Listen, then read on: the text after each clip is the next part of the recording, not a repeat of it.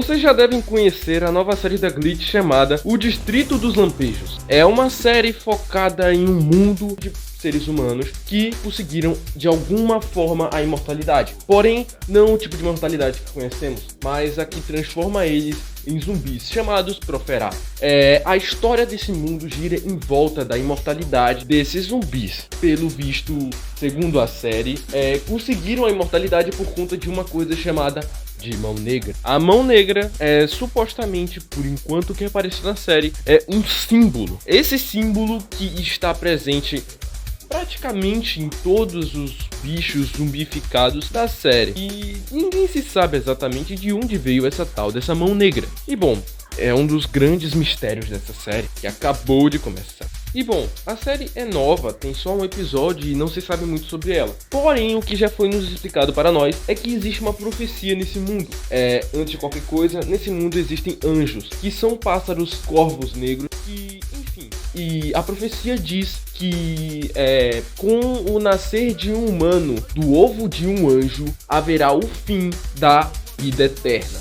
E bom, é um prazer conhecer, meu nome é Wander Knox e eu estou aqui para falar sobre Gaslight District, a nova série da equipe da Glitch. Mira no ponto futuro, se inscreve aí no canal, deixa o like. Aqui na descrição tem meu segundo canal, dá uma passada lá. E bom, senhoras e senhores, fiquem com o vídeo. Bem-vindos ao Distrito dos Lampejos, abandonado por Deus.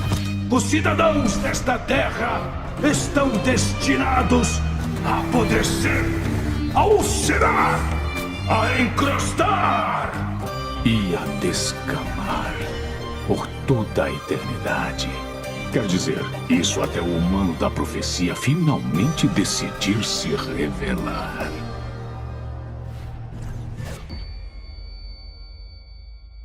E bom, logo começando, somos apresentados a 4 protagonistas principais, sendo eles Ken, o açougueiro, Bud, Desmiolado, Redhead e Melancholy Mel Hill, ou melhor, Melancolia. Fazem parte de uma família do crime chamada os Mortos Sorridentes. Eles tinham mais um membro chamado Jack the Rat. Porém, esse membro acabou saindo justamente na primeira cena da série, onde é nos apresentado os personagens. O que acontece é o seguinte, ninguém do grupo, a não ser o Ken the Butcher, que é o Ken o açougueiro, sabe da verdade. Mas a nossa protagonista, Melancholy, a Mel, ela é a humana que pode trazer o fim à imortalidade. E bom, simplesmente o Ken protege a Mel por algum motivo. Tudo que sabemos é que ele adotou ela e os outros dois não sabem disso. O que acontece é o seguinte, o Jack, ele descobre que ela tem sangue negro, que é o sangue dos seres humanos nessa série. Ele descobre isso e decide fugir para contar para todo mundo. Mas o Ken não ia perder a filha dele, né?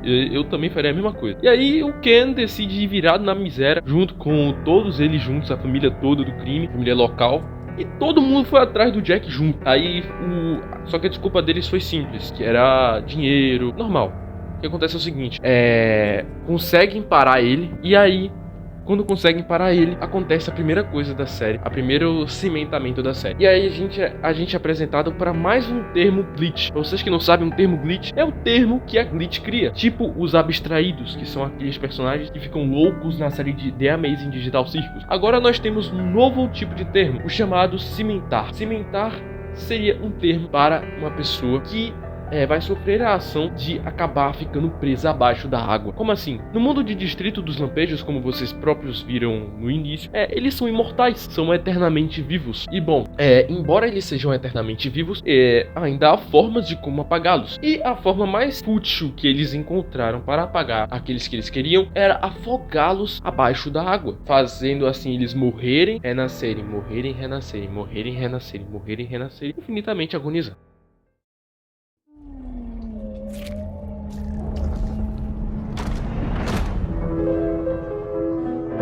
Bom, já indo para a segunda parte, o que acontece na segunda parte do episódio de O Distrito dos Lampejos é simples. Os nossos protagonistas voltam para a localidade original deles, que é o açougue do Ken. E é lá, pelo visto, onde cada um deles mora e, enfim, fazem suas coisas. O que acontece é o seguinte, a Mel chega com um plano de destruir o ovo humano. Ela diz que o ovo humano está preso em um local da série, um local aleatório da série chamado O Paraíso. Esse lugar é um lugar muito importante. O Paraíso é um lugar protegido pela corporação chamada Virtude. E o no paraíso é onde tem o céu, e esse lugar é o lugar pelo qual onde vivem todos os anjos. Não todos, né? Mas vivem vários anjinhos, aqueles passarinhos, aqueles corvinhos. Todos eles, pelo visto, deveriam morar por ali. E lá, pelo visto, também tem a mãe corvo, a mãe anjo. E o que acontece é o seguinte: a Mel quer ir pra lá pra pegar o ovo do humano e quebrar. E o Ken não quer deixar, mas o resto do pessoal insiste. O Ken vai brigar com a Mel em um lugar privado. E aí, quando a gente descobre de verdade que o Ken sabe que ela é uma humana, que o Ken fala: Mel, literalmente a única humana que tem aqui é você. O que você tá querendo vender pra esses burros? E ela fala a real. Ela quer mentir pra ele. Ela quer pegar um ovo de anjo normal, idiota, de um corvinho aleatório. Quer pegar esse ovo, quer trazer pra cá, quer quebrar o ovo pra o pessoal achar que o humano se foi, pra ninguém nunca mais aperrear ele. Porém, entretanto, todavia, nós sabemos que o plano tem muita chance de dar errado. Ora, por isso que o Ken checa, e ele finalmente decide aceitar. E bom, vamos finalmente ver uma ação. Agora que o Ken decidiu aceitar o plano, nossos protagonistas vão juntos para a área da virtude, todos obviamente disfarçados. O que acontece é o seguinte: Ken, Mel e Desmiolado vão dentro da área do caminhão, em uma parte escondida. Já o nosso querido Mud vai dirigindo o caminhão. Eles chegam lá, são muito bem recebidos, né? Muito bem recebidos, sim. E bom, eles conseguem passar da primeira parte. Por pouco, porque... Bom, chegando lá, eles conseguem entrar na área do céu. A área do céu é a área de dentro, além da barreira da virtude. E, chegando lá, eles conseguem apagar os outros soldados, roubar as roupas e se disfarçar pela segunda vez. Com a primeira parte do plano completa, eles vão para a segunda parte do plano. A segunda parte do plano é o seguinte: Mel e Ken vão juntos pelo corredor. O Desmiolado, como ele é um pão, ele vai pros anjos, chamar a atenção dos anjos e fazer os anjos causarem uma algazarra para que os guardas fiquem alerta. E o Mud tinha o plano de mexer de apagar o cara das câmeras. E aí o Desmiolado faz o trabalho perfeito, o Ken e a Mel também, mas o Mud também fez o trabalho perfeito. Porém, ele fez o trabalho com uma coisa a mais, que é o seguinte: Mud consegue encontrar a sala do guarda, mas ele descobre que aquele guarda era um amigo antigo dele, cujo nome é Josué, que eles se conheceram há 5.000 anos atrás, né? E bom, acaba que o pobre do Josué confia no Mud, o Mud só mete um tiro na cara dele, e era só um fato interessante do resto da cena. Enfim, bom, aí só faltava uma coisa pra fazer: eles irem de elevador para a sala da mãe curvo, da mãe anjo. Porém, o nosso segundo protagonista, Ken, não aceita isso. O Ken precisa fazer uma coisa primeiro. O Ken precisa se vingar das pessoas que fizeram sofrer no passado. Pelo visto, o Ken tem algum problema com a virtude. Eu esqueci de falar mais alguns momentos antes. Ken tem algum trauma com a virtude. Algo pesado. Alguma coisa aconteceu com ele. E nós sabemos que a Mel também já passou pela virtude, porque ela nasceu de um dos anjos da virtude. Provavelmente a mãe anjo. Então eles dois provavelmente já passaram por lá. A Mel não deve lembrar porque deve ter sido uma criança, mas o Ken deve ter algum problema com a virtude, que deve ter bastante coisa. E o que acontece é o seguinte: o Ken fala pra esperar ele nas escadas, pra ela não subir, e que ele vai resolver um negócio. E quando ele vai resolver esse negócio, ele na verdade vai matar o robô médico da virtude por conta dessa parte do passado. O robô médico, ele fala que não abriu o bico pra ninguém, como se ele estivesse guardando algum segredo que o Ken deveria, tá ligado? E aí o que acontece é o seguinte: o Ken taca ali o dane-se e mata o robô. Ele mata o carinha da virtude da forma mais brutal possível. E o Muds nas câmeras vê isso e fala: pô, mano, não é pra chamar atenção, por que você fez isso? Logo atrás dele, o amiguinho dele começa a renascer de novo. Bom, o nosso outro amiguinho Pão volta ao normal. O Muds começa um PVP com outro cara. O Ken termina de finalizar o robô e come o cérebro do robô. E a nossa Mel, ela decide subir as escadas, se encontra com a mãe anjo, tem uma mini batalha com a mãe anjo e... bom, em um momento, ela finalmente consegue pegar o ovo de anjo e sair correndo dali. Detalhe, ela praticamente desobedeceu às ordens do pai. O pai mandou ela não, mas ela foi. Mandou ela esperar, ela não esperou. E o que acontece é que ela começa a cair das escadas por causa do ataque da mãe anjo. Porém, o roteiro salva ela, o Ken aparece lá, salva ela, eles começam a correr. E a mãe anjo vai seguindo também. Corta a cena, aparece o Mud falando pro Desmiolado e pegar El e o Ken pra fugir. E aí corta a cena de novo, volta pro Ken, pra Mel e pro Ken, e o Desmiolado aparecendo, pegando os dois e saindo correndo, fugindo dos anjos. Cena de fuga, virtude aparecendo, lutas e batalhas.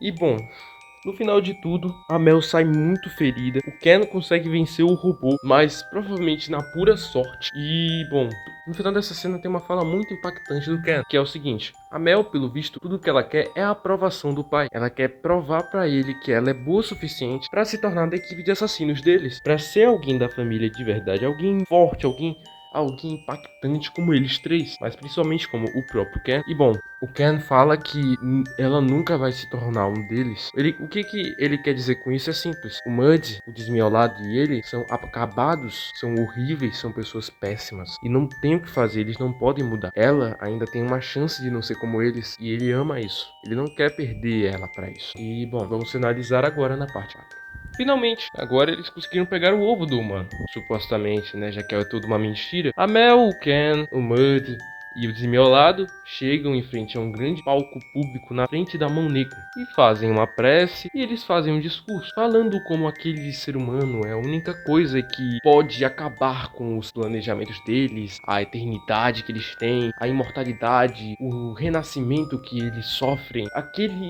humano é tudo que pode acabar com eles e que eles iriam destruir aquele ovo com tudo, com toda a maldade. Eu notei nessa cena o olhar de tristeza da Mel, porque talvez ela pensasse que as outras pessoas pensassem aquilo dela, já que ela era humana de verdade. E bom, todas as pessoas esperam felizes pela morte do humano, todos bastante animados para ver o humano morrendo e sendo destruído naquele ovinho, mas na hora que a Mel vai destruir o ovo, ele se choca, o ovo se choca. E bom, de lá sai um corvinho, um passarinho, um anjinho. Contém um silêncio forte nessa cena. Eu jurei que talvez todos aqueles... Eu jurei que o episódio poderia acabar simplesmente assim, com todos aqueles zumbis olhando pra ela com ódio. Mas não acabou, né? Os zumbis voltaram à reação e começaram a xingar eles, falando que eles eram mentirosos, trapaceiros, safados, desgraçados. Mas o principal é o cara que sempre fala sobre as preces da profecia, que para todo mundo, levanta o braço e fala, parou, e ele simplesmente olha para ela e fala, isso aí não é uma. Ela fica confusa, fica levemente nervosa e pede ajuda do pai. E o episódio acaba aí. Bom, é um ótimo primeiro episódio, foi um ótimo primeiro episódio, eu indico que vocês assistam, porque o resumo que eu falei aqui é bem porqueira,